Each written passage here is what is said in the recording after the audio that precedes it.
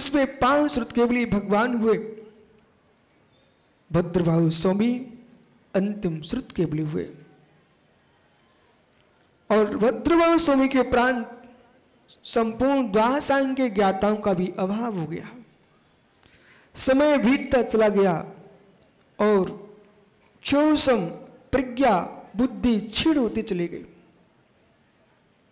क्रम से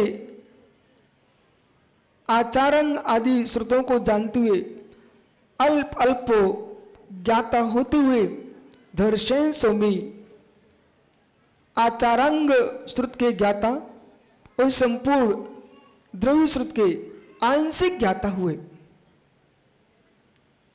जब सारा जगत अपने परिवार की चिंता करता है, अपने कुटुंब की चिंता करता है, धन संपत्ति की चिंता करता है, तो विरागी भी वीतराग शासन को जयवंत करने की चिंता करते हैं। सारा लोक मात्र विषय कसाय के पोषण में तल्लीन था। उसमें गिरनार पर्वत की चंद्र गुफा में बैठे भगवान आचार्य धर्षण स्वामी, उन्होंने अपने तत्व ज्ञान से निर्णय किया, मेरी आयु के क्षण अवशेष बहुत अल्प हैं। इन अल्प क्षणों को यदि मैंने जिन शासन के श्रुत की सुरक्षा में नहीं किया तो भविष्य में आगम का लोप हो जाएगा। हे मित्र, आज हम सब बने हुए खेल में खेल रहे हैं, बने हुए फील्ड में खेल रहे हैं। उन आचार्यों से पूछो कितना उन्होंने पुरुषार्थ किया और तुरंत विचार किया श्रुत की रक्षा कैसे हो। मेरी समाधि के उपरांत श्रुत विलीन हो जाएगा। एक पिता को अपनी संपत्ति के संरक्षण का भाव आता है, देश के नेता को अपने देश के संरक्षण का भाव आता है। हे मित्र, आचार्य परंपरा चलती रहे, इसलिए शिष्यों को दीक्षा दे करके जिन शासन को आगे बढ़ाने के भाव बहुत लोगों में आए, एक गहरा संबंध पकड़ना। वे जीव अज्ञ है जो मात्र विषय भोग के लिए स्त्री के साथ रह रहे हैं। ज्ञानी जीव पे है। मित्र, शादी विषयों के लिए नहीं की जाती है, विषयों के लिए शादी नहीं है, विषयों की असीमता को नियंत्रण करने के लिए शादी है। और उस नियंत्रण के साथ यदि संतान जन्म नहीं लेगी तो सनातन धर्म कैसे चलेगा। धन्य श्रावक तो अपने आम काम पुरुषार्थ के काल में अब से चिंतन क्या कर रहा है, जो संतान हो उस सनातन जिन धर्म को आगे बढ़ाए। ऋ मुनि बने आर का बने, और नहीं बन सके तो आर का मुनियों को आहार दान दे करके, यानी जिन तीर्थ को दान तीर्थ को आगे बढ़ाए। वे जीव घोर पापी लोग हैं जो संतान को भी जन्म नहीं देते हैं और संयम से भी नहीं रहते हैं। ये तो ब्रह्मचर्य के साथ जियो, अपने संतान को जन्म दो।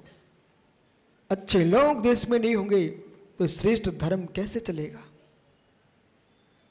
जैसे एक पिता बनने के लिए वो संतान को जन्म देता है, संतान इसलिए जन्म देता है सनातन धर्म चले, ऐसे दिगंबर आचार्य एक शिष्य को जन्म देते हैं। उस शिष्य को जन्म देने का उद्देश्य ये शिष्य मेरा प्रचारक बन के जिए इसके लिए नहीं, शिष्य मेरी ख्याति लाभ पूजा के लिए जिए, हमारे तस्वीरें लगा इसके लिए नहीं। ये शिष्य जिन साहित्य का स्वाध्याय करके और सनातन श्रुत परंपरा को आगे बढ़ाए, इसलिए शिष्यों को दीक्षा दी जाती है। यदि साधक समर्थवान होने के उपरांत भी, युवा होने के उपरांत भी, चौसम होने के उपरांत भी अपने समय को श्रुत के अलावा कुश्रुत में लगाता है, विकताओं में लगाता है, वह जिन शासन का शत्रु है। हे मित्र, हमारे आचार्यों को धर्म संरक्षण का कितना पवित्र परिणाम हुआ, धर्म स्वामी चिंतन करते हैं। और ऐसा नहीं है कि आज ही मालूम रहता हो कि किस देश में, कौन से प्रांत में कौन से विशिष्ट आचार्य मुनि विराजमान हैं।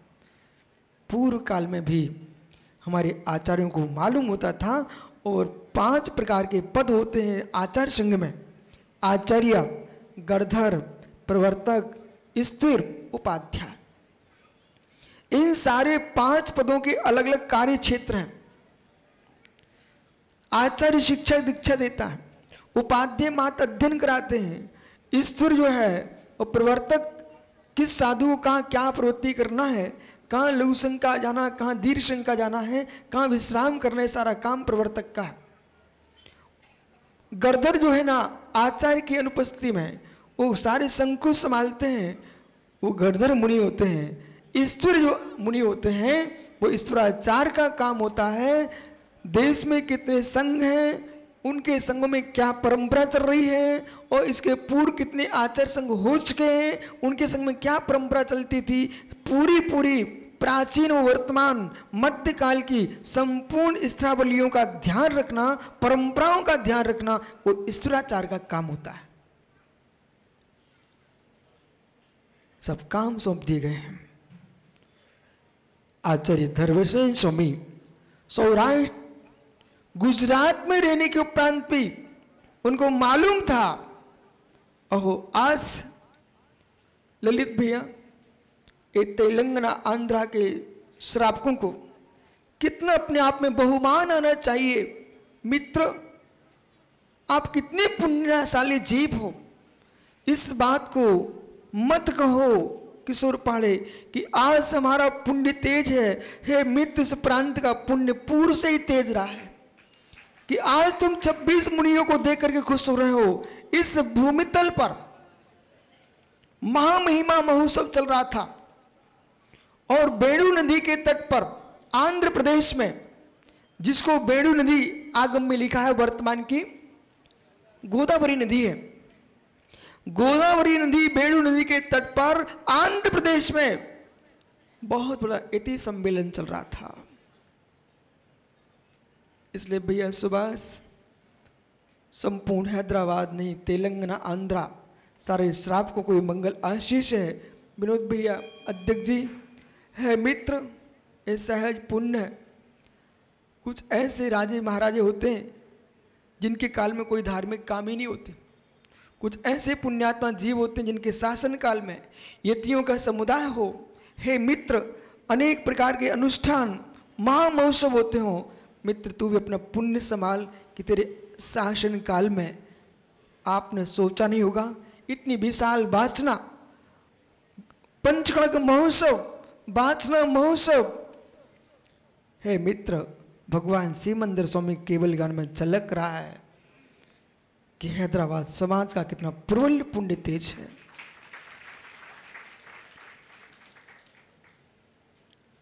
आंध्र प्रदेश के बेणु नदी के तट पर 1-2 आचार्य मुनि नहीं थे।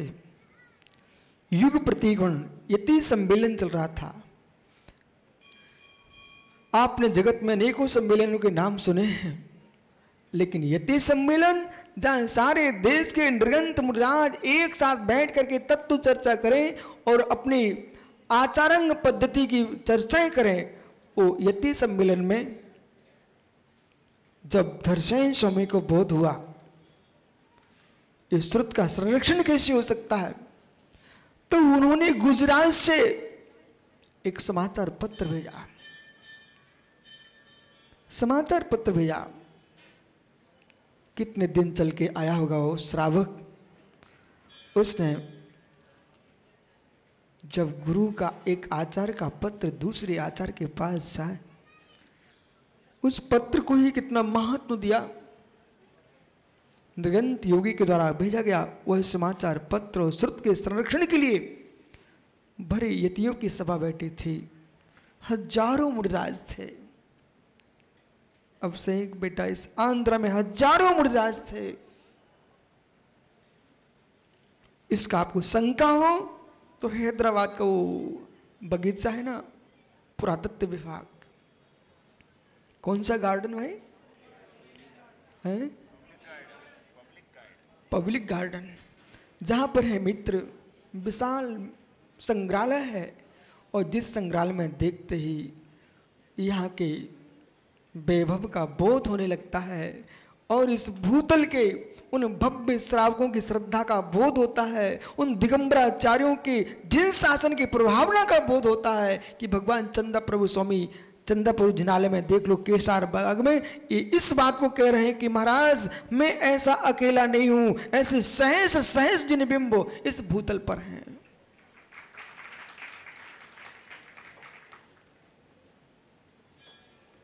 तेलुगु में प्रशस्तियां, तमिल में प्रशस्तियां, कन्नड़ी में प्रशस्तियां और संस्कृत में प्रशस्तियां, जो आप जिनका स्थापना भी आपने शुद्धिकरण किया है, उन प्रतिमाओं में भी संस्कृत की प्रशस्तियां भी है।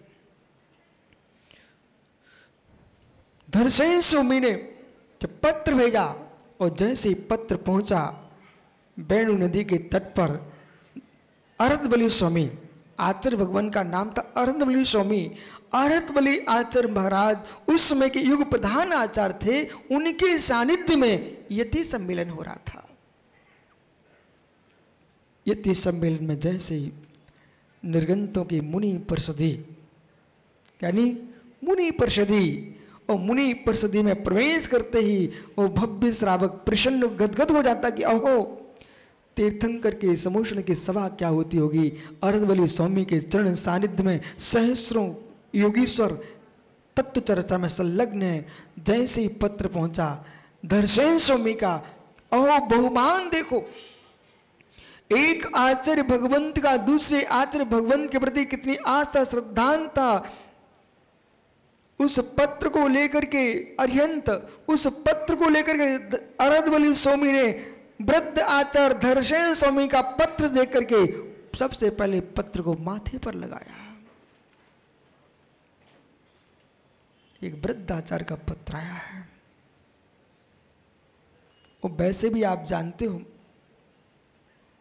यानी हैदराबाद औरंगाबाद, भैया माँ का पत्र आ जाए और पिता का पत्र आ जाए, बेटा भोजन करने बैठा हो, एक एक ग्रास खाने में उसको देर लगती है, फिर देखता पत्र में क्या लिखा। और ये सत्य है, ये मोबाइलों ने तुम्हारी संवेदनाओं का नाश कर दिया, ये मोबाइलों ने, फोन ने तुम्हारी संवेदना का नाश कर दिया। जब बैठ करके पत्र लिखता था तो पत्र में राजू पहाड़े आदरणीय, सम्माननीय, पूजनीय इन शब्दों का बेटा प्रयोग करता था। अब तो हलो करता है, हल जाओ। हो। शैलेंद्र शास्त्री, ये सारे लोग भूले जा रहे हैं पत्र लिखना। तो अंतरंग से एक श्रद्धा टपकती थी, वो पत्र जो लिखा जाता था कितने श्रेष्ठ शब्दों में उसका लेखन होता था। और मित्र मुख का ग्रास मुख में होता था। वो माँ की पाती आए, सुनील माँ की पाती आए तो बेटा बार बार पढ़ता है, और बेटे की पाती माँ के पास जाए बार बार माँ वांचती है। हे मित्र, वो पाती के अंदर कागज नहीं था, उसके अंदर श्रद्धा और संवेदनाएं भरी थी। पढ़ते बार बार पत्र को। मुझे स्वयं मालूम है ना, आचार्य महाराज के यहाँ से जब पत्र आता है, कहांगा ललित पाटनी, देख मित्र क्या लग रहा था, कितने दिन हो गए भाई, ये विकल्प नहीं होता, कौन लाया कौन, बोले बस गुरु महाराज ने लिख के भेजा क्या है। तो वो पत्र जो धरसेन स्वामी का पत्र अरहतबली स्वामी के हाथ में जैसे ही आया, उन्होंने मुनियों की परिषदी में एक निर्गंत योगी को खड़ा करके उस पत्र का वाचन किया। यथा योग्य अभिवादन नमोस्तु के साथ साथ उन्होंने उस पत्र में लिखा हुआ था कि काल का कोई भरोसा नहीं है, समय की नियतता नहीं है, समय कभी आ जाएगा, वो आयु क्रम किसी को छोड़ता नहीं है, मेरी आयु के निश्चय अल्प हैं। अवशेष, इन अवशेष निश्चयों में है मित्र, कितना गहरा पत्र था। आप अपने यहां से योग्य 2 मुनिराजों को भेज दो, एक आचार्य योगी योगियों की याचना कर रहा हो। पत्र पूरा हो नहीं पाया था। आचार्य महाराज ने ऊपर दृष्टि को उठा के देखा, अरदबली स्वामी ने तुरंत ही इस शिष्य की शिष्टता है, गुरु के आदेश को अपना अवभाग्य मानते हैं। पुण्यात्मा जो शिष्य होता है वह गुरु की आज्ञा को बाहर नहीं मानता, अवभाग्य मानता है। अवभाग्य मेरा कि ओह, गुरु के हृदय अलमारी के अंदर इतना स्थान है कि मैं भी उनके पास बैठा हूं। भैया, एक बार गुरु ने नाम भी तुम्हारा ले लिया, आप सोचना, जिस योगी के पास अनेक श्रुतों को रखने का स्थान हो, उस स्थान पर तुझे स्थान दिया गया है।